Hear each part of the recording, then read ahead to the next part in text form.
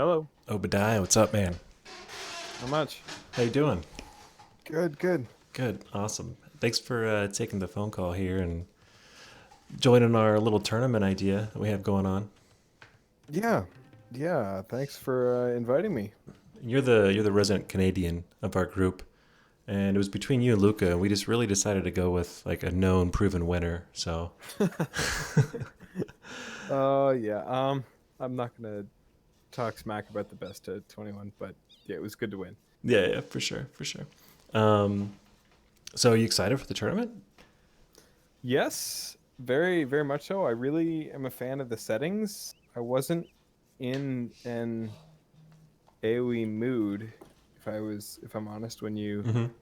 when I got the invite. I didn't think I would accept it, but I read through the rules Nice. So we enticed you. and and I decided I'd go for it.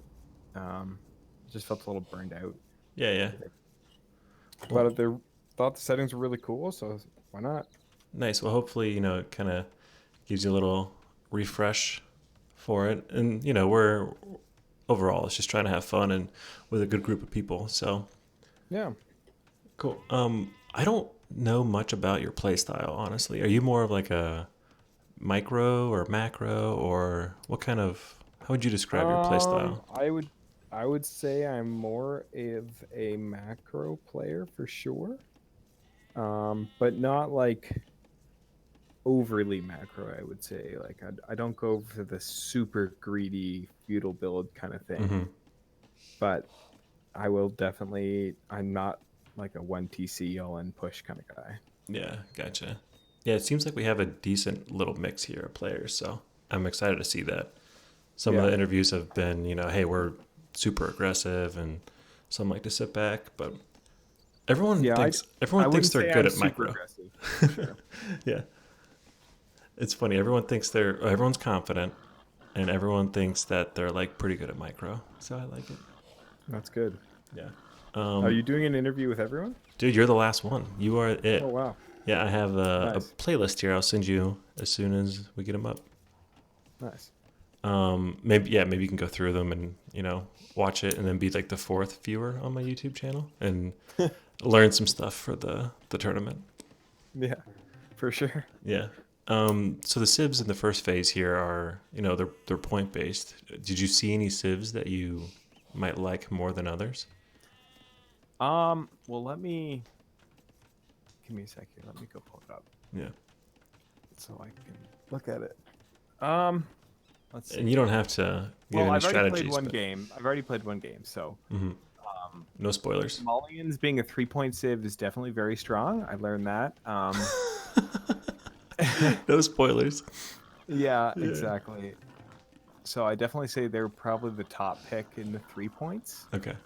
Um, I think Teuton's being a 5 point is a little undervaluing them. Mm-hmm. I definitely don't think they're a top tier civ, but I don't think they should be in the same as Tatars, Cumans, and Portuguese. Yeah. Um, and then after that, I think it's pretty good with it all. I haven't really looked too much at the top two. Nice. But you feel pretty confident with all civs. You don't. Yeah, yeah, for sure. I've played enough of random Civ Arabia to have played all the Civs enough times. Yeah. Yeah. Um, are there any of the competitors here that you're like excited to play against, or any of them that you're, I don't want to say hesitant, but that you might want to pick a strong civ against? Um, well, to be honest, I haven't really played very many of them almost at all in 1v1s. Mm-hmm. Like Ganji, I think I played him once. Kamigawa, I've never played him in a 1v1. Mm-hmm. Ink, I've played a couple times. Sito, I don't think I had ever played him before this tournament. I wasn't very high rated back on Fubli. I've kind of, I think, gotten a little bit better with DE, so Mm-hmm. um, I'm kind of in this category now, but I definitely wasn't back on Fubli, so I never played them back then, and Mm-hmm. they're mostly team game players for the most part, Yeah. so I haven't really played a lot of them, and I'm missing someone. Who am I missing? You got Dragonstar and Ink, I think, also. Dragonstar. Okay, Dragonstar. Oh, Dragonstar. Captain Aggressive. Um, I played Dragonstar a fair amount. He did this stupid Goths malicious spam burst me once on a Oh ranked yeah, game, I and that believe was that. annoying. Yeah, we But well, go ahead. luckily for that, Gauss are worth 0 points. So Yeah, no one will play Goths. yeah, but I'm So pretty sure Dragonstar will find ways to be aggressive. yes, he's very, very, very, very aggressive player for sure. I don't think Ganji's an aggressive player. Ink can be, but he's not. I don't think his play style would be like a tower super aggressive player. Mm-hmm. But he can be if the situation calls for it. Kamigawa, I don't think he would be an aggressive player at all. Sito, he is. I mean, he played Hidden Cup 3 qualifiers. He's a extremely strong player. He's Yeah, he's probably the super strong. strongest. And the others, yeah. So we'll Yeah. see. Who like do you have any pro players that I would say like you emulate or that you kind of feel like you play like? You cut it a little bit there, but you said pro players that I. Like either emulate or like play similar play style to? Well, I started really learning about 2 years ago. I'd say is when I started. That's when I discovered Boobly, and I started really trying to learn the game. Okay, so like in the big realm of things, that's not that long, I feel. Yeah. Compared to a lot of Age players for sure. Yeah, I mean, I played Age ever since I was like 4 like or a whatever. kid, Yeah. but I never really discovered like high level play until 2 years ago. Yeah. And then I played with Hera actually in a community game. Hera was in the game, and so was Blue Coffee. And I ended up winning, and that was like a big deal back then. This was Yeah. well over a year ago. And that like introduced me to Hera, and then I followed his stream Mm-hmm. and I watched his stream, tried to learn from him, and he posted all his build orders, so I learned all those. So I like based my game from there, and then I've Mm-hmm. adapted since then, like talking to other people, and I don't do every single one of his builds exactly the way he does it anymore, but he is the one pro player I've definitely like watched the most. Yeah, it's crazy how like one of like the bigger name players can like just play. So same thing happened to me. I played like a MBL random game where he was like, "Hey, I want to coach a random sub," and I was like, "Oh, I'll play." And I was like literally sitting on a couch, like doing nothing. And I was like, "Oh, that's super motivating," to kind of step it up a little bit. So it's crazy how like a random game like that can be motivating. Yeah, for sure. Yeah. Yeah. Well, awesome, man. Well, do you have any questions about the two phases or any of the rules? There's a bunch, so Let me see. Phase one's pretty straightforward because it's just like one game per round yep, on Arabia, and you get X number of points per civ you play. yep. And you got to pick new civs each week, but yep. Yep. Or And each then round, I guess. phase two is where it gets complicated. I need to give myself a quick refresher here. Yeah, basically it's a 6-person tournament with Yep. kind of like best of 5.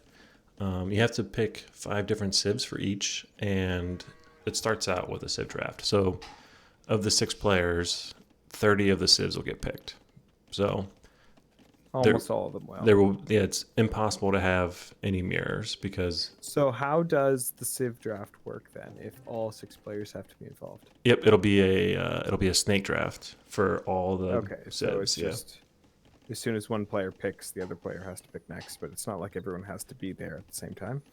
We're gonna try to, but I Okay. understand that's not really feasible. So if it's possible, cool, we'll do it. Okay, so we'll kind of cross that bridge when we get there. Exactly. Yeah. Okay, I was wondering how that was going to work. Yeah. It'd be nice if it does. If For not, sure. yeah, it'll be super hard. Like we'll try it, and then we'll probably start the civ draft like the day after the final round is done.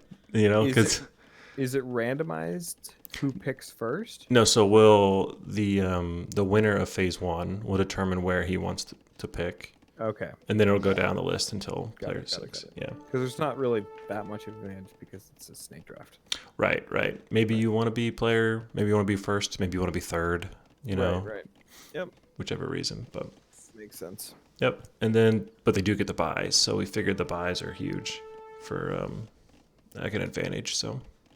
The top two get the buy. Mm-hmm. Yeah, So. yeah, it's big. Yeah, and this is all based on 6 players with the 35 sibs, right? So. Yeah, Yeah, we'll see how it goes, man. It's a proof of concept thing, but hopefully it's good. yeah. No, it's super interesting. I've never seen anything like it before. So Yeah, and that hopefully it's not because it's terrible. yeah, Hopefully people haven't thought of this and be like, well, that's stupid. We're not going to do that. yeah. That's it's too ridiculous. But But I like it because it introduces a different element of, I guess you could say, strategy on different civ picks and when you play this and when you play that. It's not just autopilot pick best civ for X map and go from there. exactly, yeah, we're not going to see There's like a different like layer of strategy on top of it, which I appreciate. exactly. Yeah, yep. I just don't want to see a bunch of Aztecs versus Mayans on Arabia or whatever Yeah, the current meta would be. But yeah. cool. Awesome, man. Well, if you have any questions or anything, just let me know. And good luck in your future rounds. All right, thanks a lot, man. All right. Take care. See ya. Bye.